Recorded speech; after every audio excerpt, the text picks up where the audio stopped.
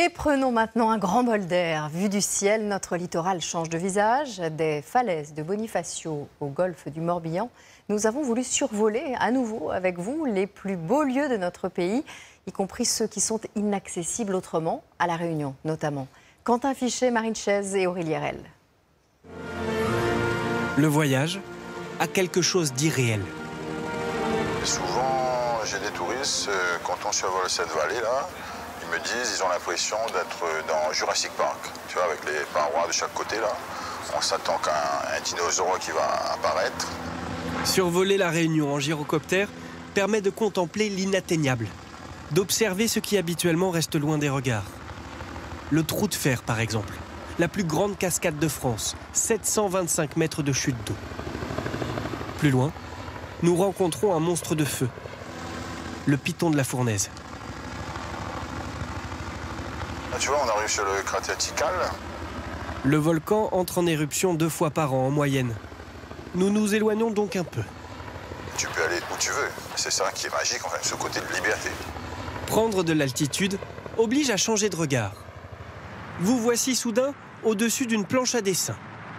Les lignes du golfe du Morbihan se tracent, les parcs à huîtres et ses bandes parallèles. Ce sont des huîtres qui ont eu un petit goût particulier quand même, parce qu'il y a moins de sel, il y a une salinité qui est un peu plus faible qu'en baie. Les alignements de Carnac aussi, et leur mystérieuse régularité. 3000 menhirs préhistoriques. D'ailleurs, quelle en est l'origine? Une légende persiste. Celle de Saint Cornélie. On dit que persécuté par les Romains qui le suivaient, qui le poursuivaient jusqu'en Gaule, ici à Carnac, il se serait retourné et aurait pétrifié ces soldats romains. Pourquoi pas? Ces pierres de 7000 ans restent en fait un mystère. En scrutant comment s'esquissent nos terres, nos mers, le littoral français, l'étonnement naît à chaque fois, même pour les habitués. Démonstration bien plus au sud. Nous flânons au-dessus des falaises de Bonifacio en compagnie d'un photographe. On va laisser les falaises à gauche, comme ça tu auras les falaises en premier plan et tu auras le plateau bonifacien derrière, si ça te va. Le calcaire, c'est très très beau. On arrive sur le phare de Pertuzat, là, et on va rester sur la berre quand même. On ne rentre pas trop à l'intérieur. Ok, on se décale un peu sur la droite. Un petit peu sur la droite, pour accéder jusqu'à la pointe de 12 Péronde. Michel a déjà réalisé 7 livres de clichés sur la Corse. Mais le jour de notre tournage, une fois encore, il est cueilli. J'ai beaucoup volé, j'ai fait des dizaines d'heures de vol au-dessus de Bonifacio. C'est la première fois que Bonifacio m'éclate comme ça dans le visage, dans mon regard de photographe avec un éclat de diamant comme aujourd'hui. C'était vraiment féerique, magnifique.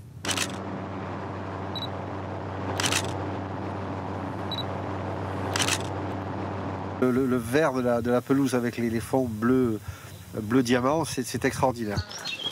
Regagnons le sol un instant. Car prendre de la hauteur peut aussi se faire à pied. Lieu idéal pour cela, le pic Saint-Loup dans l'Hérault. Et forcément, randonner réclame un peu plus d'efforts que de voler. Ah, on redécouvre des muscles qu'on avait oubliés peut-être. Et elle est belle, mais elle est rude aussi, cette balade. 364 mètres de dénivelé sur 3 km. Une ascension très fréquentée. 130 000 marcheurs foulent ce chemin tous les ans. Lustre ces rochers. C'est luisant, quoi. On voit qu'il y a beaucoup de gens qui sont passés. Hein. Belle Pic Saint-Loup, c'est le monument de l'Hérault. Hein. Et au bout de cette expédition, après 1h15 de marche, nous retrouvons cette famille, affamée, mais heureuse. Et voilà. Même si on est du coin, à chaque fois qu'on vient, on trouve ça magnifique. On s'en lasse pas. Non, on s'en lasse pas. Le sentiment d'être privilégié, à pouvoir soudain surplomber ces paysages. Ouais, c'est bon, on est décalé, Victor. Allez, super, je monte. Victor a 23 ans. Chaque matin, lui, part même à l'aventure, au-dessus du lac d'Annecy. Il monte à 1000 mètres d'altitude en une poignée de secondes. Donc voilà, le château de Menton-Saint-Bernard, avec tout le village de Menton qui est au soleil. Moi, au début, je volais avec mon père, juste en tant que passager. Et puis, ça m'a tout de suite donné envie de piloter, de prendre les commandes et de pouvoir monter en l'air tous les matins. Nous n'avons en revanche pas suivi Antoine, en équilibre sur cette sangle, large de 2,5 cm. Peu importe finalement où sont placés vos pieds, ce qui compte alors est l'endroit où viennent se poser vos yeux.